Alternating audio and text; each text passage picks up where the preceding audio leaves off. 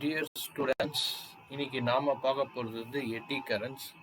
நாம் இந்த வீடியோ பண்ணுறதுக்கு முக்கியமான காரணமே வந்து டெக்ஸ்ட் புக்கில் இருக்கிற மொத்த கண்டென்ட்டையும் மாணவர்கள் வந்து நல்லா தெளிவாக படித்து புரிஞ்சிக்கணும் அப்படிங்கிறதுக்காக தான் நம்ம டெக்ஸ்ட் புக்கை டிஸ்பிளே பண்ணி அதில் இருக்கிற மாதிரியே நம்ம ஒரு வார்த்தைகளையும் தெளிவாக மாணவர்கள் புரிந்து கொள்ளணும் அப்படிங்கிறதுக்காக பண்ணுறதுக்காக தான் இந்த மாதிரி பண்ணியிருக்கோம்.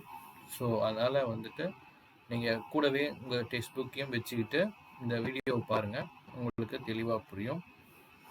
இப்போ நம்ம வந்து இந்த செக்ஷன் வந்து பார்த்தீங்கன்னா 4.2 எட்டி கரண்ட்ஸ்ன்னு சொல்லியிருக்காங்க. எட்டி கரண்ட்ஸ்னால் என்ன அப்படின்னு பார்த்தோன்னாக்கா, இது வந்து பார்த்தீங்கன்னா நம்ம ஏற்கனவே நம்ம ஃபாரடே லாஸில் வந்து பார்த்துருக்கோம். ஒரு காயிலில் வந்து நம்ம கரண்ட்டு பாஸ் பண்ணும்போது அந்த காயில் வந்து ஒரு மேக்னெட்டாக மாறும். காயிலில் கரண்ட் பாஸ் பண்ணும்போது அந்த காயிலே வந்து ஒரு மேக்னெட்டாக மாறும்னு சொல்லியிருக்காங்க. இப்போது இந்த காயில் வந்து மேக்னெட்டாக மாறும் அப்படின்றது ஒரு விஷயம். ரெண்டாவது வந்து இல்லை நம்ம மேக்னெட்டை ஒரு சர்ஃபேஸ் ஒரு காயில் பக்கத்தில் எடுத்துகிட்டு போகிறோம். ரெண்டு விஷயம் நம்ம பார்த்துருக்கோம். ஒன்று வந்து ஆக்சுவலாக வந்து நம்ம வந்து ஒரு காயிலில் கரண்ட் பாஸ் பண்ணோம்னாக்கா அந்த காயில் வந்து பார்த்தீங்கன்னாக்கா அது வந்து ஒரு மேக்னெட்டாக வந்து மாறும். ஓகே, இது வந்து மேக்னெட்டிக்காக இருக்கும். அப்படி இல்லை அப்படின்னும் போது நாமளே வந்து ஒரு எக்ஸ்டர்னலாக வந்து மேக்னெட் இருக்காமல் ஒரு மேக்னெட்டை ஒரு காயிலுக்கு எடுத்துகிட்டு வரோம். ஸோ அப்போ இங்கே கரண்ட்டுக்கு பதிலாக ஒரு கேல்வனோமீட்டர் வச்சுருவோம், நம்ம மேக்னெட்டை எடுத்துகிட்டு வரோம். ஸோ அந்த ரெண்டு விஷயம் நம்ம ஃபாரடே லாவில் பண்ணியிருக்கோம். ஓகேங்களா? ஸோ இப்போ இங்கே நம்ம என்ன யூஸ் பண்ணியிருக்கோம் அப்படின்னு பார்த்தீங்கன்னா, ஒரு காயில் வந்து யூஸ் பண்ணியிருக்கோம். இஎம்எஃப் ப்ரொடியூஸ் பண்ணுறதுக்கு நம்ம வந்து ஒரு காயிலை வந்து ப்ரொடியூஸ் பண்ணியிருக்கோம். ஓகேங்களா? இப்போது அதே மாதிரி இப்போ நம்ம என்ன பண்ணுவோம்னாக்கா, இந்த காயிலுக்கு வந்து இது காயிலாக இல்லாமல் ஒரு சர்ஃபேஸாக இருந்ததுன்னா, ஒரு மெட்டல் சர்ஃபேஸாக இருந்ததுன்னா அப்போது என்ன ஆகும்? இப்போ நான் என்ன பண்ண போகிறேன், இது வந்து நம்ம மேக்னெட் எடுத்துகிட்டு வரலாம். மேக்னெட் எடுத்துகிட்டு வந்து காயிலில் வைக்கும்போது நமக்கு இண்டக்ஷன் வந்து ப்ரொடியூஸ் ஆகும், இஎம்எஃப்.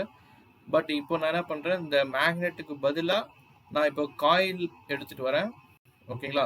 ஒரு காயிலை எடுத்துகிட்டு வந்து நம்ம அதை வந்து ஒரு பேட்டரியில் கனெக்ட் பண்ணியிருக்கோம். இப்போ இது வந்து மேக்னெட்டாக ஆக்ட் ஆக போகுது. ஓகேவா? Current passing through the coil வந்து ஒரு மேக்னெட்டாக ஆக்ட் ஆகும். இதை வந்து ஒரு சர்ஃபேஸில் நம்ம இப்படி பர்பண்டிகுலராக கொண்டுட்டு வரும்போது அப்போ இதில் மேக்னெட்டிக்கல் இண்டக்ஷன் ப்ரொடியூஸ் ஆகும். இப்போ நம்ம பழைய மெத்தடில் வந்து பார்த்தீங்கன்னா இந்த மெட்டல் சர்ஃபேஸ் வந்து ஒரு காயிலாக இருக்கும். மெட்டல் சர்ஃபேஸ் வந்து ஒரு காயிலாக, அப்படி காயிலாக இருக்கும்போது இஎம்எஃப் ப்ரொடியூஸ் ஆகும்போது இந்த இஎம்எஃப் ஆஃப் த கரண்ட் வந்து இந்த காயிலில் ஒரு சர்க்கியூட்லேருந்து இன்னொரு அப்படியே வந்து மூவ் ஆகிட்டே இருக்கும். ஓகேங்களா? பட் ஆனால் இப்போ நம்மக்கிட்ட வந்து காயில் கிடையாது. காயில் இல்லாமல் இது வந்து ஒரு சர்ஃபேஸாக இருக்குது. இப்போ சர்ஃபேஸாக இருக்கும்போது கரண்ட்டு எந்த டைரெக்ஷனில் எப்படி போகும் அப்படின்னாக்கா இப்படி தான் வந்து போயிட்டுருக்கும் கரண்ட். ஸோ கரண்ட் வந்து இந்த ஃபுல் சர்ஃபேஸில் இப்படியே இந்த லைனில் போயிட்டுருக்கோம். போன தடவை வந்து நமக்கு ஒரு ஸ்பைரலாக இந்த மாதிரி காயிலாக இருந்தது, அதில் போயிட்டு இருந்தது. இப்போ இந்த மாதிரி இப்படி போகும்போது என்ன நடக்குது அப்படின்னாக்கா, இந்த மெட்டல் சர்ஃபேஸ் ஃபுல்லாக இந்த இஎம்எஃப் ஆக்ட் ஆகி எப்படி ஆக்ட் ஆக போகுது அப்படின்னாக்கா ஒரு கான்சென்ட்ரிக் சர்க்கிள் மாதிரி வந்து எப்படி வந்து நம்ம ஒரு கிணத்துல ஒரு கல் எடுத்து அடித்தோம்னாக்கா எப்படி வந்து அந்த வட்டமாக இந்த மாதிரி வரும் இல்லைங்களா? ஸோ இந்த மாதிரி வந்து சர்க்கிளாக வந்து ஒரு கான்சென்ட்ரிக் சர்க்கிள் மாதிரி வந்து இங்கே ப்ரொடியூஸ் ஆகுது இந்த இடத்துல இஎம்எஃப். இந்த ப்ரொடியூஸ் ஆகிற இஎம்எஃப் வந்து இங்கே நமக்கு ஒரு ஹீட் ஆகுது. ஆக்சுவலாக ஹீட்டிங் வந்து இங்கே வந்து ப்ரொடியூஸ் ஆகுது. அந்த ஹீட்டிங் ப்ரொடியூஸ் ஆகிற அந்த வேஸ்டேஜ் ஆஃப் எனர்ஜி, அந்த எனர்ஜி வந்து அங்கே வேஸ்ட் ஆகுது, அது வந்து ஹீட்டாக ப்ரொடியூஸ் ஆகுது. அந்த ஹீட்டை தான் வந்து இப்போ நம்ம என்ன சொல்கிறோம்னா எடி கரண்ட். இந்த ஹீட்டை தான் என்ன சொல்கிறாங்க, எடி கரண்ட்டுன்னு சொல்கிறாங்க. ஓகேங்களா? ஸோ இந்த எடி கரண்ட்னால நமக்கு எனர்ஜி லாஸஸ் நடக்கும். எடி கரண்ட்னால நமக்கு எனர்ஜி லாஸஸ் நடக்கும். ஒரு இஎம்எஃப் ப்ரொடியூஸ் பண்ணுற இடத்துல ஒரு இஎம்எஃப் ப்ரொடியூஸ் பண்ணுறது, இஎம்எஃப் எப்படி ப்ரொடியூஸ் பண்ணுவோம், ஒரு மேக்னெட்டிக் காயில் வேணும் அண்ட் ஒரு இது ஆக்சுவலாக ஒரு மெட்டல் சர்ஃபேஸோ இல்லை இந்த மாதிரி மெட்டல் காயிலோ இருக்கும். இது ரெண்டும் ஒன்றா சேரும்போது நமக்கு இஎம்எஃப் வந்து ப்ரொடியூஸ் ஆகும்னு பார்த்தோம். இப்போ அது வந்து காயிலாக இல்லாமல் இந்த மாதிரி சர்ஃபேஸாக இருக்கும்போது நமக்கு அங்கே வந்து இந்த மாதிரி வந்து ஒரு ஹீட்டிங் எக்ஸஸா வந்து அங்க ஜெனரேட் ஆகுது. அந்த எக்ஸஸா வர அந்த ஹீட் எனர்ஜியை தான் என்ன சொல்றாங்கன்னாக்கா எடி கரண்ட்னு சொல்றாங்க. இது வந்து ஒரு எனர்ஜி லாஸ். இந்த எனர்ஜி லாஸ்னால நமக்கு கண்டிப்பா வந்து எனர்ஜி கன்வர்ஷன் பண்ணும்போது இப்போ இந்த டிரான்ஸ்ஃபார்மர்ஸ்லாம் இதெல்லாம் வந்து யூஸ் பண்றாங்க. அப்படி டிரான்ஸ்ஃபார்மர்ஸ்ல யூஸ் பண்ணும்போது இந்த எடி கரண்ட் வந்து ஒரு பெரிய லாஸ். டிரான்ஸ்ஃபார்மர் யூஸ் பண்ணும்போது இது நம்ம பின்னாடி பார்க்கலாம். அது எப்படி என்ன பண்ணலாம்ட்டு. ஸோ இப்போ வந்து இந்த எடி கரண்ட் வந்து ஒரு பெரிய லாஸ் ஆஃப் எனர்ஜியா இருக்கிறதுனால இதை நம்ம மினிமைஸ் பண்றதுக்கு தான் நம்ம ட்ரை பண்ணுவோம். ஓகேங்களா? ஸோ அதை மினிமைஸ் பண்றதுக்கு எப்படிங்கிறத பார்க்கலாம். அதுக்கு முன்னாடி ஒரு சின்ன எக்ஸ்பிரிமெண்ட்ஸ் வந்து நம்ம புக்ல கொடுத்துருக்காங்க. ஸோ அந்த எக்ஸ்பிரிமெண்ட்ஸ் என்ன இருக்கு, இந்த எடி கரண்ட்டை நம்ம பத்தி இன்னும் கொஞ்சம் நல்லா தெளிவா தெரிஞ்சுக்கிறதுக்கு ஒரு இது இருக்கு. இங்க பாத்தீங்களா, நான் சொன்ன மாதிரி அந்த காயில நம்ம பெர்பெண்டிகுலரா ஒரு மெட்டல் பிளேட் அந்த எடுத்துட்டு வரும்போது இந்த மாதிரி வந்து கான்சென்ட்ரிக் சர்க்கிளா வந்து மாறுது. இதனால வந்து ஒரு ஹீட் எனர்ஜி வந்து டெவலப் ஆகுது. அந்த ஹீட் எனர்ஜியை தான் வந்து எடி கரண்ட்ஸ்ன்னு சொல்றாங்க. ஓகேங்களா? ஸோ இப்போ இந்த எடி கரண்ட்ஸை நம்ம என்ன பண்ணலாம்னா இந்த புக்ல இருக்கிற டயக்ராமை நல்லா பார்த்தோம்னா நமக்கு புரியும். ஸோ நான் என்ன பண்றேன்னா ஒரு மேக்னெட்டிக் பார்ல நம்ம இந்த காயில்ல கரண்ட்டை ப்ரொடியூஸ் பண்ணும்போது கண்டிப்பா இங்கே வந்து எலக்ட்ரோமோட்டிவ் ஃபோர்ஸ், காயில் இருக்கு, மேக்னெட் இருக்கு. ஓகேங்களா? ஸோ காயிலும் மேக்னெட்டும் இருக்கிற இடத்துல நமக்கு இஎம்எஃப் ப்ரொடியூஸ் ஆகும். அப்படி இஎம்எஃப் ப்ரொடியூஸ் ஆகுது, அதாவது இந்த இடத்துல வந்து ஒரு கீ கொடுத்துருக்காங்க. நல்லா கவனிங்க, இந்த இடத்துல வந்து ஒரு கீ கொடுத்துருக்காங்க. இப்போ கீ வந்து பார்த்தீங்கன்னாக்கா ஓப்பன்ல இருக்கு. கீ ஓப்பன்ல இருக்கும்போது நம்ம என்ன பண்ணலாம் அப்படின்னு பார்த்தீங்கன்னா இந்த மேக்னெட்டிக் போலுக்கு நடுவில் ஒரு ஆசிலேஷன், ஒரு என்ன சொல்லலாம், ஒரு ரெக்டாங்கிள் சைஸ்ல ஒரு காயில் மாதிரி எடுத்துக்கலாம். ஒரு ரெக்டாங்கிள் சைஸ்ல ஒரு மெட்டல் பிளேட் எடுத்துக்கலாம். மெட்டல் பிளேட் தான் இங்க கொடுத்துருக்காங்க. மெட்டல் பிளேட்டை வந்து இந்த மாதிரி வந்து ஒரு ஆசிலேஷன் பண்ணும். ஓகேங்களா? இப்படி இந்த இடத்துல ஆசிலேஷன் பண்ணும்போது இந்த எலக்ட்ரோமோட்டிவ் ஃபோர்ஸ் வந்து ஆக்ட் ஆகுச்சுனாக்கா, அதாவது 3 கண்டிஷன் கொடுத்துருக்காங்க. ஒன்று, நம்ம வந்து சர்க்கியூட்டை ஓப்பன் பண்ணி வச்சிருக்கோம். இன்னொன்று, சர்க்கியூட்டை க்ளோஸ் பண்ணி வச்சிருக்கோம்.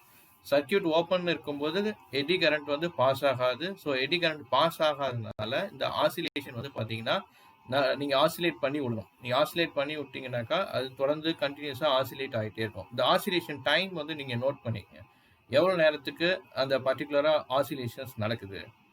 ஓகேங்களா? இந்த டைம் நோட் பண்ணிக்கணும். எப்போனாக்கா கரண்ட் பாஸ் ஆகாத போது, இஎம்எஃப் ப்ரொடியூஸ் ஆகாத போது, அது வந்து ஏ. இப்போ நான் சர்க்கியூட்டை க்ளோஸ் பண்ணேன்னா எனக்கு இஎம்எஃப் ப்ரொடியூஸ் ஆகும். இஎம்எஃப் ப்ரொடியூஸ் ஆகும்போது சேம் அதே மாதிரி ஒரு ஆசிலேஷனை நான் கிரியேட் பண்ணுறேன். அதே ஆசிலேஷன் கிரியேட் பண்ணும்போது அந்த பர்டிகுலர் டைம் வந்து பார்த்தீங்கன்னா நமக்கு இனிஷியலாக வந்து சர்க்கியூட் ஓப்பனில் இருக்கும்போது இருந்த ஆசிலேஷனுக்கும் இப்போ நமக்கு வந்து ஆசிலேஷன் வந்து பார்த்தீங்கன்னா கம்மியாக இருக்கும். ஏன் கேட்டிங்கன்னா இப்போ இஎம்எஃப் ஆஃப் த கரண்ட் வந்து ப்ரொடியூஸ் ஆகிருக்கும். அந்த எடி கரண்ட் வந்து இந்த மெட்டல் சர்ஃபேஸில் ஆக்ட் ஆகிறதுனால இதோடைய ஆசிலேஷன் வந்து கம்மியாக இருக்கும். சும்மா நான் வேணா ஒரு அப்ராக்சிமேட்டாக வந்து நம்ம சர்க்கியூட் ஓப்பன், அதாவது எடி கரண்ட் இஎம்எஃப் ப்ரொடியூஸ் ஆகாத போது, இஎம்எஃப் வந்து ப்ரொடியூஸ் ஆகாத போது நமக்கு வந்து நான் ஒரு அப்ராக்சிமேட்டாக சொல்கிறேன். எனக்கு வந்து ஒரு 5 மினிட்ஸில், எனக்கு சும்மா ஒரு அப்ராக்சிமேட்டாக சொல்கிறேன், 5 மினிட்ஸில் எனக்கு வந்து ஒரு 25 ஆசிலேஷன் கிடச்சிது அப்படின்னாக்கா இந்த இடத்துல வந்து இப்போ நம்ம சர்க்கியூட் க்ளோஸ் பண்ணியிருக்கேன், கரண்ட் பாஸ் ஆகுது, இஎம்எஃப் ப்ரொடியூஸ் ஆகும். இஎம்எஃப் ப்ரொடியூஸ் ஆகும்போது எடி கரண்ட் வந்து பாஸ் ஆகும் இந்த மெட்டல் சர்ஃபேஸில். அப்படியே அந்த மெட்டல் சர்ஃபேஸில் அது ஃபார்ம் ஆகும்போது அந்த ஆசிலேஷனை வந்து அது ஸ்டாப் பண்ணுதுன்னு சொல்கிறேன். அப்போ அதே 5 மினிட்ஸில் இங்கே வந்து ஆசிலேஷன் வந்து பார்த்தீங்கன்னாக்கா ஒரு 10 குறைஞ்சிரும். முதல்ல வந்து ஒரு 25 ஆசிலேஷன் இருந்தது 5 மினிட்ஸில், இப்போ 5 மினிட்ஸில் 10 ஆசிலேஷனாக குறைஞ்சிரும். ஸோ அப்போ இந்த எடி கரண்ட் வந்து என்ன பண்ணுதுன்னா இந்த ஆசிலேஷனை வந்து ஸ்டாப் பண்ணுது. ஓகேங்களா? இது வந்து பி டயக்ராமில் கொடுத்துருக்காங்க. இப்போ மறுபடியும் சி டயக்ராமில் என்ன பண்ணலாம் அப்படின்னு பார்த்தீங்கன்னாக்கா, இது 3வது கேஸு. இந்த கேஸில் வந்து பார்த்தீங்கன்னாக்கா இதே மாதிரி சர்க்கியூட்டை க்ளோஸ் பண்ணியிருக்கேன். இப்போ வந்து எடி கரண்ட் வந்து ப்ரொடியூஸ் ஆகுது. ஆனால் இப்போ என்னுடைய மெட்டல் சர்ஃபேஸ் வந்து பார்த்தீங்கன்னாக்கா ஹோல்ஸாக இருக்குது. இப்போ என்னோட மெட்டல் சர்ஃபேஸ் வந்து எப்படி இருக்குனாக்கா இந்த மாதிரி வந்து நான் சாலிட் சர்ஃபேஸாக எடுக்காமல் இந்த மாதிரி ஸ்லிட் இருக்கிற மாதிரி ஒரு மெட்டல் சர்ஃபேஸ் எடுத்திருக்கோம். இப்போ என்ன ஆகும் அப்படின்னாக்கா எடி கரண்ட் இது வழியாக உள்ளே போக முடியும். எடி கரண்ட் இது உள்ள போக முடியும். அப்போ எடி கரண்ட் இது உள்ள போக முடியும் அப்படின்னாக்கா எடி கரண்ட் பாஸ் ஆகிடும். ஸோ மெட்டல் சர்ஃபேஸை போய் ஹிட் பண்ணாது. ஸோ மெட்டல் சர்ஃபேஸ் அதால் ஹிட் பண்ண முடியாமல் அது உள்ளே போயிடும். ஸோ அப்போது மெட்டல் சர்ஃபேஸ் உள்ளே போயிடுச்சு அப்படின்னாக்கா நம்மளால் வந்து அந்த ஆசிலேஷன் வந்து பார்த்தீங்கன்னாக்கா இப்போது இங்க நமக்கு வந்து சாலிட் மெட்டல் சர்ஃபேஸா இருக்கும்போது 25 ஆசிலேஷன் கிடைச்சது. இப்போ 5 மினிட்ஸ்ல இது 10 ஆசிலேஷன் கிடைக்குது சாலிட் சர்ஃபேஸா இருக்கும்போது.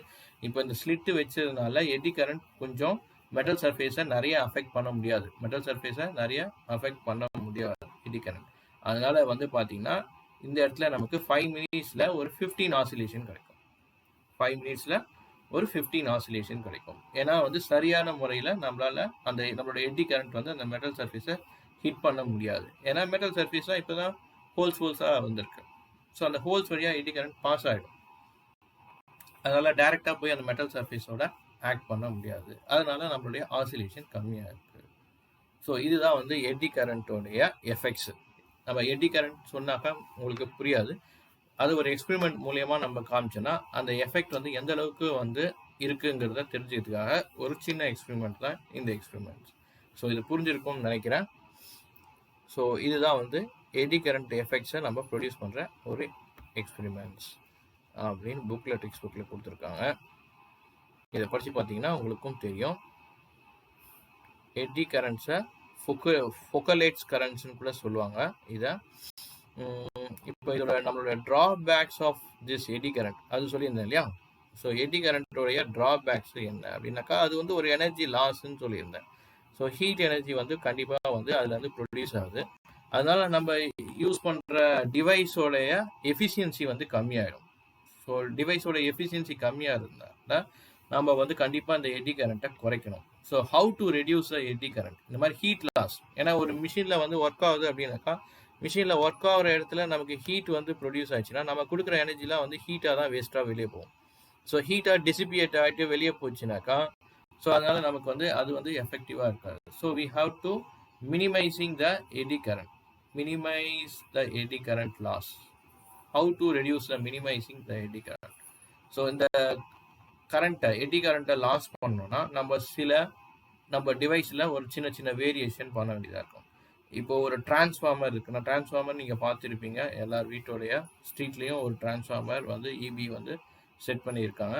ஸோ அந்த டிரான்ஸ்ஃபார்மர் என்ன பண்ணுதுன்னா ஒரு ஹை வோல்டேஜ் கரண்ட்டை நமக்கு லோ வோல்டேஜ் கரண்ட்டாக மாற்றி கொடுக்குது. ஸோ கரண்ட் அப்போது ஒரு காயில் உள்ள போகும்போது கண்டிப்பாக மேக்னெட்டிக்கல் எஃபெக்ட்ஸ் ப்ரொடியூஸ் ஆகும். அப்போ இந்த இஎம்எஃப் ப்ரொடியூஸ் ஆகும். இந்த இஎம்எஃப் ப்ரொடியூஸ் ஆச்சுன்னா கண்டிப்பாக ஹீட் லாஸஸும் நடக்கும். ஸோ அப்போது டிரான்ஸ்ஃபார்மருடைய எஃபிஷியன்சி வந்து இந்த ஹீட் லாஸ்னால கண்டிப்பாக அதோடைய எஃபிஷியன்சி வந்து மாறும். ஸோ அதை நம்ம குறைக்கிறதுக்காக டிரான்ஸ்ஃபார்மரில் என்ன பண்ணியிருக்காங்கனாக்கா இந்த எடி கரண்ட்டை குறைக்கிறதுக்கு நம்ம எப்படி இப்போ அந்த ஸ்லிட்டில் வந்து அந்த ஹோல்ஸ் போட்டுனாக்கா எடி கரண்ட் வந்து பாஸ் ஆகி போயிடுச்சு இல்லையா. ஸோ அந்த மாதிரி வந்து இப்போ என்ன பண்ணியிருக்காங்கனாக்கா இப்போ இந்த லேமினேட்டட் ஷீட்ஸ் வந்து ஒரு டிரான்ஸ்ஃபார்மர் செட் பண்ணுறதுக்கு முன்னாடி ஒரு காயில் வந்து வவுண்ட் பண்ணுறாங்க. காயிலை வவுண்டிங் பண்ணும்போது அதுக்கு பக்கத்துலேயே வந்து ஒரு லேமினேட்டட் ஷீட்ஸ் வந்து இன்சுலேட் பண்ணியிருக்காங்க. அது வந்து இந்த டயக்ராம் பார்த்தீங்கன்னா உங்களுக்கு புரியும் நினைக்கிறேன். டயக்ராம் வந்து நம்ம டெக்ஸ்ட் புக்கில் கொடுத்துருக்காங்க, இங்கே பாருங்க. ஸோ இந்த மாதிரி வந்து ஒரு லேமினேட்டட் ஷீட்ஸ் இது உள்ள வந்து காயில் செட் பண்ணணும். இது உள்ள வந்து இப்போ இந்த லேமினேட் இது வந்து ஒரு பாக்ஸாக வைக்காம இப்போ நம்ம வந்து ஆக்சுவலாக வந்து பார்த்தீங்கன்னாக்கா இந்த மாதிரி ஒரு பாக்ஸ் வச்சு அது உள்ள இந்த மாதிரி காயிலை வந்து நம்ம வவுண்ட் பண்ணியிருக்கோம்னு வச்சுங்க. இந்த மாதிரி பாக்ஸாக ஒரு தின் ஷீட்டாக இருக்குது. இது வந்து ஒரு திக்காக ஒரு ஷீட் மாதிரி இருக்குது, ஒரே ஷீட்டாக இருக்குது அப்படின்னாக்கா கண்டிப்பாக இதில் வந்து இஎம்எஃப் பாஸ் ஆகும்போது நிறைய ஹீட் எனர்ஜி லாஸ் ஆகும். பட் இதை ஒரே ஷீட்டாக இல்லாமல் மல்டிபிள் ஷீட்டாக மாற்ற போகிறேன். இந்த மாதிரி மல்டிபிள் ஷீட்டாக மாற்றும்போது அப்போது ஓரளவுக்கு நமக்கு எனர்ஜி லாஸ் வந்து கம்மியாகும். ஒரே ஷீட்டாக திக்காக வைக்காம, ஓகேங்களா, இது ஒரு திக்காக வைக்காம இந்த மாதிரி நம்ம லேமினேட்டட் பண்ணி அதை வந்து இந்த மாதிரி சின்ன பீஸாக ஒரு ஷீட்டாக ரவுண்டாக பண்ணி வைக்கும்போது கண்டிப்பாக வந்து நமக்கு அந்த இடத்துல வந்து அந்த எடி கரண்ட்டை வந்து நம்ம மினிமைஸ் பண்ண முடியும். அதுக்காக தான் இந்த ஐடியா செட் பண்ணியிருக்காங்க, லேமினேட்டட் கோர்னு சொல்லுவாங்க. அதுக்கப்புறம் வந்து பார்த்தீங்கன்னாக்கா ஒரு மோட்டார் இருக்குது. அந்த மோட்டாரில் நம்ம காயில் வந்து வவுண்ட் பண்ணுறோம். மோட்டாரில் காயில் வவுண்ட் பண்ணும்போது ஒரே காயிலாக நீங்கள் வவுண்ட் பண்ணுறதுக்கு பதிலாக தனித்தனியாக செப்பரேட்டாக ஒரு காயிலாக வந்து பண்ணிங்கனாக்கா அந்த வகையிலையும் வந்து நம்மளால் வந்து கண்டிப்பாக எடி கரண்ட்டை குறைக்க முடியும். ஸோ ஒரே காயிலாக சுற்றினால சில டிஸ்அட்வான்டேஜஸும் இருக்குது. ஒரே காயிலில் சுற்றும் போது கம்பி வந்து அதிக வோல்டேஜில் கரண்ட்டு விட்டு போயிடுச்சுனாலும் நம்ம மொத்த காயிலும் வந்து பிரிக்க வேண்டியதாக இருக்கும். ஸோ இந்த மாதிரி வந்து தனித்தனியாக காயில்ஸை வந்து ரொட்டேட் பண்ணுறதுனால அது மூலியமாகவும் நம்ம எலக்ட்ரிக் கரண்ட்டை வந்து எடி கரண்ட்டை வந்து நம்மளால் குறைக்க முடியும் அப்படிங்கிறத சொல்லியிருக்காங்க. ஸோ அதையும் நம்ம டயக்ராம் போட்டு காமிச்சிருக்கோம். சரி, டாபிக் பார்த்து நமக்கு கொஞ்சம் போர் அடிச்சிருந்தாக்கா ஒரு சின்ன விஷயம் அது என்னன்னு பார்க்கலாம். ஸோ அதுக்கு ஒரு எக்ஸாம்பிள்ஸ் கொடுத்துருக்காங்க டெக்ஸ்ட் புக்கில். என்னன்னு பார்த்தீங்கன்னா, உங்கள் பிரைனுக்கு ஒரு சின்ன கொஸ்டின். ஒரு ஸ்பிரிக்கலாக இருக்குது ஒரு ஸ்டோன், ஒரு ஸ்பிரிக்கலாக இருக்குது ஒரு மெட்டாலிக் பால். இது ரெண்டுத்தையும் என்ன பண்ணுறாங்கனாக்கா ஒரு சர்டைன் ஹைட்லேருந்து நான் ஃபால் டவுன் பண்ணுறேன். ஓகேவா? ஸோ இதான் வந்து ஒரு பில்டிங். ஓகேவா? இந்த பில்டிங்கில் ஒரு அயன் ஸ்பெரிக்கல் பால் அதையும் ட்ராப் அவுட் பண்ண போகிறேன். ஓகேவா? அதே சேம் ஹைட்டில் வந்து பார்த்தீங்கன்னாக்கா ஒரு ஸ்டோன், இது ரெண்டுத்தையும் வந்து நம்ம இது பண்ண போகிறோம். ஸோ இதுக்கு முன்னாடி இருக்கிற சாப்டரில் நம்ம என்ன சொல்லியிருப்போம், இது வந்து பார்த்தீங்கன்னா சேம் மாஸ் தான், ஒன்றும் மாஸ் வந்து டிஃப்ரெண்ட் கிடையாது. ஓகேங்களா? மாஸ் வந்து சேம் மாஸ் தான். இதுவும் எம் தான், இதுவும் எம் தான், சர்டைன் மாஸ். ஓகே, யார் வந்து ஃபஸ்ட்டு வந்து கிரவுண்ட் லெவலில் வந்து டச் பண்ணுவாங்க அப்படின்னு கேட்குறாங்க. ஓகே, ஸோ அப்போ நம்ம என்ன படிச்சிருப்போம், இதுக்கு முன்னாடி மோஷன்ஸ் லாலாம் படிச்சிருப்போம், நியூட்டன்ஸ் லாலாம் படிச்சிருப்போம். மாஸ் வந்து is not depends upon that gravitation இதுக்கு. ஸோ எல்லா மாஸுமே வந்து ஒரே மாதிரியாக தான் விழும். ஸோ அப்போது வந்து கண்டிப்பாக என்ன நினைப்போம், அந்த சாப்டருடைய கான்செப்ட் படி பார்த்தாக்கா ரெண்டும் ஒரே நேரத்தில் தான் வந்து கிரவுண்ட் லெவலில் வந்து ரீச் ஆகும்னு சொல்லலாம். பட் ஆனால் இப்போ என்ன சொல்ல போகிறோம் அப்படின்னாக்கா, இந்த எர்த்தில் கிராவிடேஷனல் ஃபீல்டு இருக்குது. அப்போ எர்த்து வந்து will act as a magnet. Earth வந்து ஒரு மேக்னெட்டாக ஆகும்போது அப்போது இந்த இடத்துல இந்த எடி கரண்ட், இந்த கிராவிடேஷன், இந்த மேக்னெட்டிக் வந்து புல் பண்ணும்போது அங்கே வந்து இந்த எடி கரண்ட் வந்து டெவலப் ஆகிறதுனால இந்த அயன் வந்து மெட்டல் சர்ஃபேஸாக வச்சிங்க, இது வந்து மேக்னெட்டிக் காயிலாக வச்சிங்க. எர்த்தை வந்து ஒரு மேக்னெட்டிக் காயிலாக வச்சுக்கிட்டு இது ஒரு மெட்டல் சர்ஃபேஸாக வச்சுக்கிட்டா அப்போ மேக்னெட்டிக் இதுவும் இந்த மெட்டல் சர்ஃபேஸும் ஒன்றா சேர இடத்துல எடி கரண்ட் ப்ரொடியூஸ் ஆகும். அது வந்து அயனாக இருக்கிறதுனால எடி கரண்ட் நமக்கு இங்கே ப்ரொடியூஸ் ஆகுது. ஸ்டோன் வந்து non magnetic substance, non magnetic சப்ஸ்டன்ஸாக இருக்கிறதுனால ஸ்டோன் வந்து பார்த்தீங்கன்னாக்கா அதால் எடி கரண்ட்டை ப்ரொடியூஸ் பண்ண முடியாது. அப்போ இந்த இடத்துல எடி கரண்ட் வராது. ஸோ எடி கரண்ட் இந்த இடத்துல வராதனால ஸ்டோன் வந்து பார்த்தீங்கன்னா சீக்கிரமாக கீழே விழுந்துடும். இது எடி கரண்ட் இருக்கிறதுனால அது வந்து எடி கரண்ட் வந்து பார்த்தீங்கன்னாக்கா இந்த கிராவிடேஷன் இதுக்கு அப்போஸாக ஆக்ட் ஆகும். அப்படி அப்போஸாக ஆக்ட் ஆகும்போது அயன் வந்து கொஞ்சம் நேரம் கழித்து தான் கீழே விழும், ஸ்டோன் வந்து சீக்கிரமாக கீழே விழுந்துடும். ஸோ இது ஈஸியராக வந்து இது வந்து ஃபஸ்ட்டு ரீச் ஆகிடும். கரெக்டுங்களா? ஸ்டோன் வந்து ஃபஸ்ட்டு ரீச் ஆகிடும், அயன் வந்து அதுக்கப்புறமா தான் ரீச் ஆகும் பிகாஸ் ஆஃப் எடி கரண்ட். இதுதான் வந்து நமக்கு இங்கே டெக்ஸ்ட் புக்லேயும் கொடுத்துருக்காங்க. So stone will reach the earth surface earlier then the metal ball. அதுக்கு காரணம் வந்து அந்த எடி கரண்ட். ஸோ ஸ்டோன் வந்து நான் மேக்னெட்டிக்காக இருக்கும், அயன் பால் வந்து மேக்னெட்டிக் சப்ஸ்டன்ஸ், அது எடி கரண்ட்டை ப்ரொடியூஸ் பண்ணும். ஓகேவா?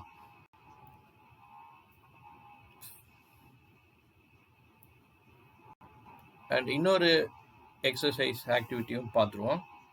ஸோ இப்போது இதே மாதிரி ஒரு மேக்னெட்டை வந்து நான் ஒரு ஸ்ட்ரிங்கில் வந்து கட்டி வச்சுருக்கேன்.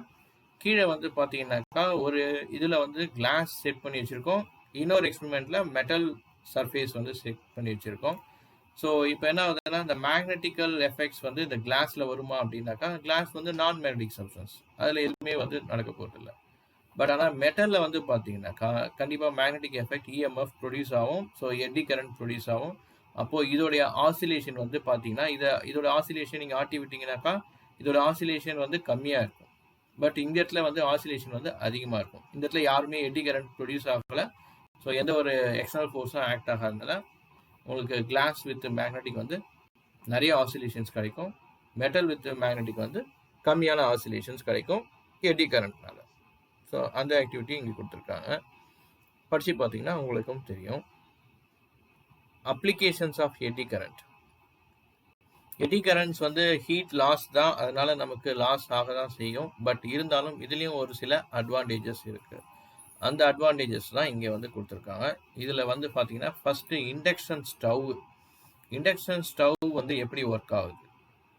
இண்டக்ஷன் ஸ்டவ் ஒர்க் ஆகுறது வந்து பார்த்தீங்கன்னாக்கா அது வந்து எடி கரண்ட்ஸ்னால தான் ஒர்க் ஆகுது. இண்டக்ஷன் ஸ்டவ் எடி கரண்ட்ஸ்னால ஒர்க் ஆகுது. ஸோ இண்டக்ஷன் ஸ்டவ் ஃபர்ஸ்ட் அதை பார்த்துரும். இண்டக்ஷன் ஸ்டவ் எப்படி இருக்கும்? இண்டக்ஷன் ஸ்டவ் அதோடைய இண்டக்ஷன் ஸ்டவ் என்னைக்காவது நீங்கள் யாராவது உடச்சி பார்த்துருக்கீங்களா? இண்டக்ஷன் ஸ்டவ் வந்து பார்த்தீங்கன்னாக்கா நான் காட்டுறேன். இண்டக்ஷன் ஸ்டவ் ஓப்பன் பண்ணிங்கனாக்கா இந்த மாதிரி இருக்கும். இதில் வந்து பார்த்தீங்கன்னாக்கா ஒரு காயில் வந்து வவுண்ட் பண்ணியிருக்காங்க அழகாக. ஸோ இப்போ காயில் வந்து வவுண்ட் பண்ணியிருக்கு, ஒரு சர்க்கிள் இதில் பண்ணியிருக்காங்க. ஸோ இதில் நம்ம கரண்ட் பாஸ் பண்ணும்போது கண்டிப்பாக இந்த காயில் வந்து மேக்னெட்டாக மாறும். அப்போ இது மேக்னட்டிக்கல் ஃபீல்டாக இருக்கும்போது இது பக்கத்தில் ஏதாவது ஒரு மெட்டல் சர்ஃபேஸ் நமக்கு என்னது? நம்மளுடைய கிச்சன் கண்டெய்னர். ஸோ கிச்சன் கண்டெய்னரை இது மேலே விற்கும்போது ஸோ மெட்டல் சர்ஃபேஸ், அப்போ இந்த காயிலில் ப்ரொடியூஸ் ஆகிற மேக்னட்டிக்ஸ் இது வந்து அந்த மெட்டல் சர்ஃபேஸில் படும்போது கண்டிப்பாக இஎம்எஃப் ப்ரொடியூஸ் ஆகி எடி கரண்ட் வந்து பாஸ் ஆகும். அப்படி எடி கரண்ட் பாஸ் ஆகும்போது கண்டிப்பாக வந்து அந்த இடத்துல ஹீட் எனர்ஜி வந்து டெவலப் ஆகும். ஸோ அப்போ எடி கரண்ட் பாஸ் ஆகணும்னா கண்டிப்பாக நீங்கள் வைக்க வேண்டிய அந்த கண்டெய்னர் வந்து சொல்லுவாங்க இண்டக்ஷன் ஸ்டவ்வில் ஒரு சர்டைன் பாத்திரம் வச்சா தான் ஹீட் ஆகும், வேற மாதிரி பாத்திரத்தை வச்சா ஹீட் ஆகலை. இப்போ ஒரு காப்பரோ ஒரு அலுமினியமோ வந்து இண்டக்ஷன் ஸ்டவ்வில் வச்சிங்கன்னா ஹீட் ஆகாது. ஏன்னா காப்பரும் வந்து அலுமினியம் வந்து ஒரு பர்ஃபெக்ட் வந்து கண்டக்டர். ஸோ அதுக்கு என்ன பண்ணுவோம்னாக்கா எடி கரண்ட்டை பாஸ் த்ரூ பண்ணிடும். எடி கரண்ட்டை பாஸ் பண்ணதுக்கு அப்புறமா அந்த இடத்துல ஹீட் ப்ரொடியூஸ் ஆகாது. நமக்கு வந்து பார்த்தீங்கன்னாக்கா ஒரு இன்சுலேட்டட் மெட்டீரியலாக இருக்கும், அதாவது ஈஸியான கண்டக்ட் மட்டும். காப்பரும் அலுமினியத்தோட கம்பேர் பண்ணுறதோட பார்த்தீங்கன்னாக்கா ஸ்டெயின்லெஸ் ஸ்டீல் இதெல்லாம் வந்து பார்த்தீங்கன்னா அயன், அது வந்து ஒரு ஒன்றும் இல்லை. அயன் வந்து பார்த்தீங்கன்னாக்கா காப்பர் அண்ட் அலுமினியத்தை விட கொஞ்சம் லெஸ் கண்டக்டர் தான். ஸோ அதனால வந்து இங்கே ப்ரொடியூஸ் ஆகிற மேக்னெட்டிக் ஃபீல்டு வந்து அந்த அயன் ராட்லையோ நம்ம பாத்திரத்தில் வந்து இரும்பு பாத்திரமோ இல்லை ஸ்டெயின்லெஸ் ஸ்டீல் பாத்திரமோ இருக்கும்போது கண்டிப்பாக அது வந்து குட் கண்டக்டராக இருக்காது. ஸோ அதனால் அந்த இடத்துல எடி கரண்ட் ப்ரொடியூஸ் ஆகி அந்த பாத்திரம் சூடாகும். பாத்திரம் டைரெக்டாக சூடாகிறதுனால நமக்கு ஈஸியாக வந்து குக்கிங் பண்ண முடியும். ஸோ இதுதான் வந்து இண்டக்ஷன் ஸ்டவ் ஒர்க் ஆகிற மெத்தட். அப்போது நம்ம எடி கரண்ட்டுக்கு தான் தேங்க்ஸ் சொல்லணும் இண்டக்ஷன் ஸ்டவ் ஒர்க் ஆகிறதுக்கு. சரியா? அடுத்தது வந்து எடி கரண்ட் இன் பிரேக்கிங் சிஸ்டம். எடி கரண்ட் இப்போ ஒரு ட்ரெயின் இருக்கு, அந்த ட்ரெயின் வந்து ஃபாஸ்ட்டாக மூவ் ஆகிட்டு இருக்கிற ட்ரெயின் வந்து பார்த்தீங்கன்னா நம்ம ஸ்டாப் பண்ணணும். ஸ்டாப் பண்ணுறதுக்கு இப்போ நம்ம ஒரு சைக்கிள் பண்ணுறீங்கன்னு வச்சுங்க, சைக்கிளில் பிரேக் பிடிக்கும்போது அதில் ஒரு ரப்பர் ஷூன்னு ஒன்று இருக்கும். அடிக்கடி நம்ம பிரேக் பிடிக்கிறதுனால அந்த ரப்பர் ஷூ வந்து தேஞ்சு போயிடும். ஓகேங்களா? ஸோ அதே மாதிரி வந்து பைக்கில் காரில் வந்து பார்த்தீங்கன்னாக்கா இந்த பிரேக் ஷூ வந்து அப்ளை பண்ணுவாங்க. பிரேக் ஷூ இருக்கிறதுனால சீக்கிரமாக நம்ம பிரேக் பிடிக்க அந்த பிரேக் ஷூ தேஞ்சு போயிடும். நம்ம ஈவெண்ட்டாக அதை வந்து மாற்றி ஆகணும். ஸோ கம்பேர்ட் டு நம்ம பைக்கு சைக்கிளை விட ட்ரெயின் வந்து ரொம்ப அதிகமான ஸ்பீடில் போகும். அதில் நிறைய வீல் இருக்குது. ஸோ எல்லா வீலுக்குமே இமேஜின் பண்ணுங்கள், எல்லா வீலுக்குமே பிரேக் ஷூ வச்சாக்கா எத்தனை பிரேக் ஷூவை வந்து நம்ம டெய்லி மாற்ற வேண்டியதாக இருக்கும் அந்த ட்ரெயினுக்கு. ஸோ பிரேக் ஷூ வச்சுக்கிட்டு நம்மளால் வந்து பிரேக்கை வந்து ட்ரெயின் வச்சு அப்ளை பண்ண முடியாது. ஸோ அந்த மாதிரி இடத்துல இந்த எடி கரண்ட் தான் வந்து நமக்கு ரொம்ப யூஸ்ஃபுல்லாக இருக்குது. ஸோ இந்த எடி கரண்ட் பிரேக்கிங் சிஸ்டத்தை நான் ஒரு சிம்பிளாக வந்து உங்களுக்கு டெமோ காமிக்கிறேன். எப்படி இருக்குன்னு பாருங்கள். ட்ரெயினில் இதே மாதிரி தான் வந்து பிரேக்கிங் சிஸ்டம் வந்து ஒர்க் ஆகுது. இங்கே பாருங்கள், இதில் வந்து ஒரு செட்டப் செட் பண்ணியிருக்கோம். ஒரு வீல் ஒன்று மோட்டார் கூட கனெக்ட் ஆகிருக்கு. ஓகேங்களா? அந்த மோட்டார் வந்து ரன் ஆகிறதுக்கு கரண்ட் சப்ளை கொடுத்துருக்கேன். ஸோ வீல் வந்து ரொட்டேட் ஆகும். எப்படி வந்து நமக்கு ட்ரெயினில் வந்து வீல் ரொட்டேட் ஆகுதோ அதே மாதிரி இங்கேயும் வந்து ரொட்டேட் ஆகும் கண்டிப்பாக. ஸோ மோட்டரோட செட் பண்ணியிருக்க வீலு. அதுக்கப்புறம் வந்து பார்த்தீங்கன்னாக்கா இந்த செட்டப் எப்படி இருக்குன்னு பார்த்தீங்கன்னா ஃபுல்லாக வீல் வந்து ஃப்ரீயாக மூவ் ஆகும், மோட்டரோட கனெக்ட் ஆகிருக்கு.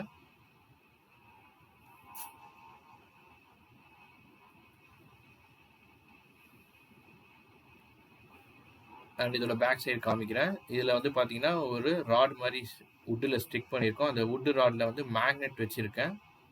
2 பட்டன் மேக்னெட்ஸ் இருக்குது அந்த வுட்டு ராடில். இதை வந்து இந்த ஸ்டிக் ராடை வந்து இந்த வுட்டன் ராடை வந்து நம்ம மூவ் பண்ண முடியும். நல்லா பாருங்கள், இந்த வுட்டன் ராட் வந்து பார்த்தீங்கன்னா மேக்னெட்டோட அட்டாச் ஆகிருக்கு. இந்த வுட்டன் ராடு வீலோட டச்சப்லாம் கிடையாது. வீலோட நான் வந்து ஒட்ட வைக்க போகிறது இல்லை. இது எந்த நேரத்துலையும் வந்து வீலோட ஒட்டாது, கொஞ்சம் தள்ளி தான் இருக்குது வீலை விட. ஸோ இதை அசியூம் பண்ணிங்க, இது வந்து வீல் மாதிரி ட்ரெயினோடைய வீல் இதுதான் அசியூம் பண்ணிக்கங்க. பவர் சப்ளை கனெக்ட் பண்ணியிருக்கோம்.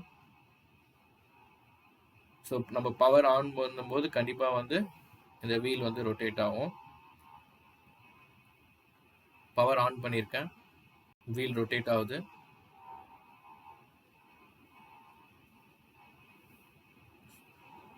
ஸோ வீல் நல்லா வேகமாக சுற்றிக்கிட்டு இருக்கு. இப்போ ட்ரெயின் வந்து மூவ் ஆகிற மாதிரி கன்சிடர் பண்ணிங்க. இப்போது ட்ரெயினுடைய டிரைவர் வந்து பிரேக் அப்ளை பண்ணுறதுக்கு இதை லைட்டாக அந்த லிவரை வந்து அப்படியே வீலோட அட்டாச் ஆகிருக்க இந்த லிவரை தூக்கும்போது அதில் மேக்னெட் வந்து ப்ரொடியூஸ் ஆகுது.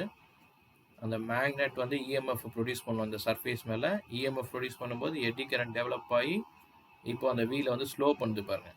ஆக்சுவலாக நான் எதுவும் டச்லாம் பண்ணல. இந்த அளவுக்கு ஃபாஸ்ட்டாக சுற்றுற வீலு நம்ம அந்த ஸ்டிக்கை எடுத்துகிட்டு பக்கத்தில் எடுத்துகிட்டு போகும்போது இந்த மேக்னெட்டிக் ஸ்டிக்கு பாருங்கள், அந்த கேப் தெரியுதுங்களா உங்களுக்கு, இந்த கேப்பு. ஸோ நான் எதுவும் டச்லாம் பண்ணவே இல்லை. ஸோ டச்சே ஆகாமல் இப்போ அந்த வீலை வந்து அப்படியே ஸ்லோ பண்ணிட்டு பாருங்க, ஃபுல்லாக ஸ்லோ ஆகுது. இப்போ விட்ட உடனே நல்லா ஃபாஸ்ட்டாக சுற்றுது. மறுபடியும் காமிக்கிறேன் பாருங்க, அப்படியே ஸ்லோவாகும்.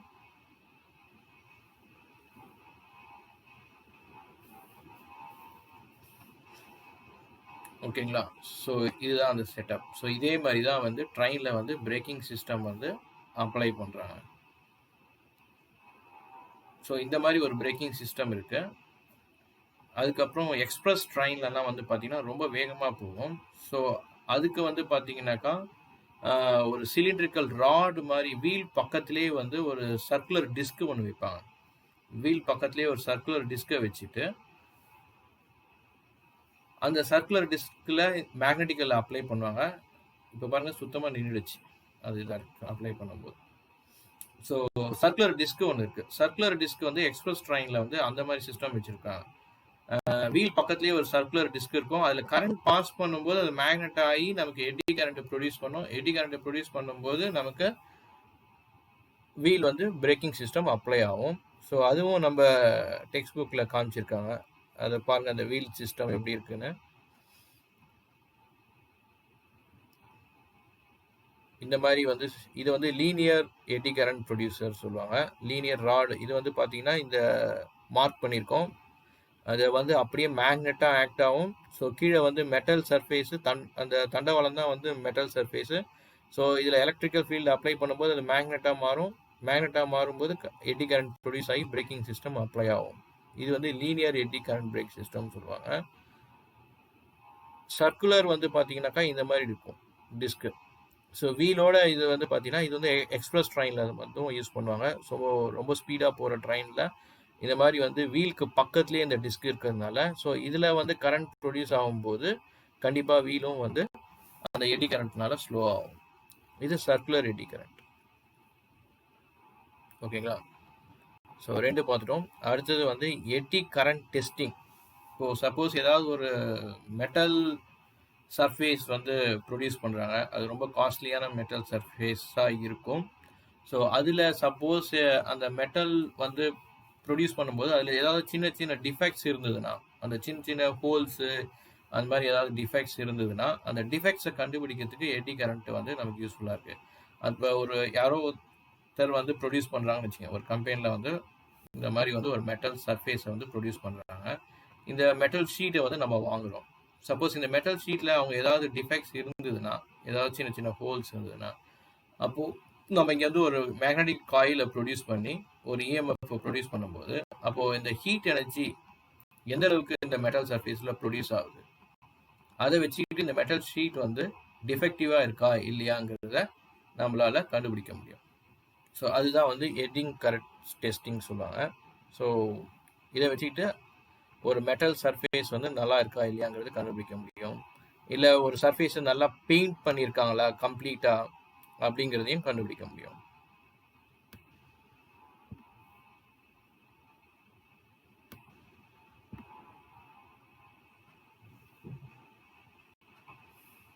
ஸோ இது வந்து எடி கரண்ட் டெஸ்டிங். அடுத்தது எலக்ட்ரோ மேக்னெட்டிக் டேம்பிங். இதுவும் ஒரு இன்ட்ரெஸ்டிங்கான கேஸ் தான். நம்ம கேல்வனாமீட்டரில் வந்து பார்த்தீங்கன்னா கேல்வனாமீட்டரில் அது வந்து டிஃப்ளெக்ட் ஆகும். கரண்ட் வரும்போது டிஃப்ளெக்ட் ஆகும். கரண்ட் இல்லைனாக்கா ஆட்டோமேட்டிக்காக ஒரிஜினல் பொசிஷன் போயிடும். அது எப்படி டிஃப்ளெக்ட் ஆகி தன்னுடைய ஒரிஜினல் பொசிஷனுக்கு வருது அப்படின்னு பார்த்தீங்கன்னா, கேல்வனோமீட்டரில் வந்து இந்த மாதிரி வந்து செட்டப் இருக்கும். இந்த செட்டப்பில் வந்து பார்த்தீங்கன்னாக்கா எப்படி இருக்கு அப்படின்னாக்கா, ஒரு ஆர்மேச்சர். இந்த ஆர்மேச்சர் வந்து பார்த்தீங்கன்னாக்கா ஒரு சிலிண்ட்ரிக்கல் உள்ள ஒரு ராட் வந்து அந்த இதில் ஃபிட் பண்ணியிருக்காங்க. அது சுற்றிலும் வந்து ஒரு ஆர்மேச்சர், ஒரு பிளேட் மாதிரி இருக்கு. இந்த செட்டப் வந்து பார்த்தீங்கன்னா ஒரு மேக்னெட்டிக் ஃபீல்டில் இருக்கு. ஓகேங்களா? மேக்னெட்டிக் ஃபீல்டு இருக்கும்போது இப்போ இந்த ஆர்மேச்சர் சைடு இருந்ததுன்னா உங்களுக்கு டிஃப்ளெக்ஷன் வந்து ஜீரோவில் காட்டும். சப்போஸ் இந்த மூமெண்ட்ஸ் வந்து அப்படி மூவ் ஆகும்போது சர்ஃபேஸ் வந்து இந்த ஆர்மேச்சர் சர்ஃபேஸ்லேருந்து சிலிண்ட்ரிக்கல் சர்ஃபேஸை வந்து மேக்னெட்டை ஃபோக்கஸ் பண்ணி இருந்ததுன்னா அப்போதைக்கு வந்து உங்களுக்கு டிஃப்ளெக்ஷன்ஸ் கிடைக்கும். ஸோ திரும்ப வந்து அது ஒரிஜினல் பொசிஷன் வரும்போது திரும்ப வந்து இந்த இது வந்து ரொட்டேட் ஆகும். ஸோ இந்த ரொட்டேஷன்ஸ் வந்து ஸ்டாப் பண்ணுறது நமக்கு எப்படி அந்த ஆசிலேஷன் முன்ன காமிச்சாங்களோ மேக்னெட்டிக் ஃபீல்டில் எப்படி ஆசிலேஷன் காமிச்சோம், அந்த ஆசிலேஷன் வந்து மேக்னெட்டிக் ஃபீல்டில் இருக்கும்போது இட் வில் கம் டு ரெஸ்ட்ல வந்துடும். இஎம்எஃப் ப்ரொடியூஸ் ஆகி நமக்கு எடி கரண்ட் வரும்போது it will come to rest. ஓகேங்களா? ஆடிட்டு இருக்கும், நீங்கள் இஎம்எஃப் ப்ரொடியூஸ் பண்ணும்போது நேராக வந்துடும். அதே மாதிரி தான் இந்த நீடில் வந்து கரண்ட் பாஸ் ஆகும்போது உங்களுக்கு ஆசிலேஷன் போயிடும். கரெக்டாக அந்த இதில் வரும்போது உங்களுக்கு ஸ்டாப் ஆகிறதுக்கு எடி கரண்ட் ப்ரொடியூஸ் ஆகும்போது உங்களுக்கு ஸ்டாப் ஆகிடும். ஸோ இந்த மெட்டல் சர்ஃபேஸ் ஃபோக்கஸ் ஆகும்போது எடி கரண்ட் ப்ரொடியூஸ் ஆகும். மெட்டல் சர்ஃபேஸ் ஃபோக்கஸ் ஆகும்போது எடி கரண்ட் ஃபோக்கஸ் ஆகி கரெக்டாக வந்து அந்த இதில் வந்து நமக்கு ஸ்டாப் ஆகிடும். ஸோ இந்த ஒரு டைப்பும் வந்து எடி கரண்ட் நல்லா வர்றது தான். சரிங்களா? ஸோ இது ஒரு 3 அப்ளிகேஷன்ஸ் கொடுத்துருந்தாங்க. இந்த 3 அப்ளிகேஷன்ஸும் பார்த்தோம். ஒன்று நமக்கு அந்த இண்டக்ஷன் ஸ்டவ் எப்படி ஒர்க் ஆகுதுன்னு பார்த்தோம். அப்புறம் பிரேக்கிங் சிஸ்டம் பார்த்தோம். அதுக்கப்புறம் டெஸ்டிங் பார்த்துருக்கோம். அண்ட் இது வந்து எலக்ட்ரோ மேக்னெட்டிக் டேம்பிங் அப்படி சொல்லுவாங்க. இது மாதிரி தான் வந்து ஆக்சுவலாக நமக்கு அந்த ஸ்பீடோமீட்டர் நம்ம பைக்கில் காரில் ஒர்க் ஆகிற ஸ்பீடோமீட்டரும் இந்த பிரின்சிபலில் தான் வந்து ஒர்க் ஆகுது. ஸோ அதுலேயும் இதே மாதிரி தான் ஒரு காயில் ஃபிட்டிங்ஸ் இருக்கும். அந்த சிலிண்ட்ரிக்கல் இது வந்து ராட்ஸ் வந்து இது உள்ளே இருக்கும், அதை சுற்றிலும் லேமினேட்டட் ஷீட்ஸ் இருக்கும். ஓகேங்களா? எடி கரண்ட்ஸு வந்து கரெக்டாக வந்து இந்த சர்ஃபேஸில் வரும்போது ப்ரொடியூஸ் ஆகும், லேமினேட்டட் ஷீட் வரும்போது ஸ்டாப் ஆகிடும். ஸோ இந்த சிஸ்டத்தை புரிஞ்சுக்கிட்டாக்கா எப்படி கேல்வனோமீட்டர் ஒர்க் ஆகுதுங்கிறது தெரிஞ்சுக்கலாம். நம்ம இது வரைக்கும் எடி கரண்ட்டோடைய அப்ளிகேஷன்ஸு பார்த்துருக்கோம், எடி கரண்ட்ஸ்னால் என்னன்னு பார்த்துருக்கோம். இதில் ஏதாவது டவுட்ஸ் இருந்ததுன்னா மறுபடியும் வீடியோ ஒரு தடவை செக் பண்ணிக்கோங்க. நம்ம அடுத்த செக்ஷனில் செல்ஃப் இண்டக்ஷன்ங்கிறத பார்க்கலாம். நன்றி, வணக்கம்.